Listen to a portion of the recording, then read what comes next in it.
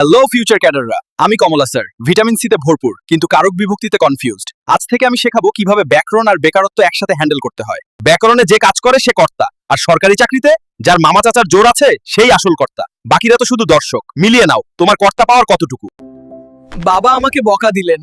এখানে আমাকে হলো কর্ম, আর বাস্তবে নিয়োগ বিজ্ঞপ্তি হলো কর্ম।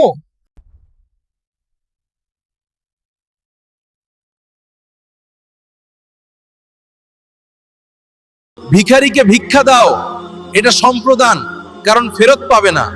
কিন্তু বসকে গিফট দেওয়া, ওটা সম্প্রদান না।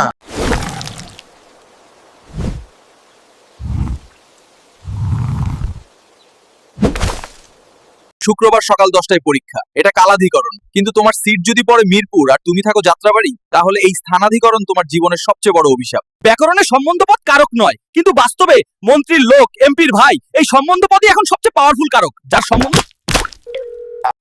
ট্রান্সক্রিপশন। প্রথমা বিভক্তি মানে পকেট শূন্য, আর সপ্তমী বিভক্তি মানে এ য় তে।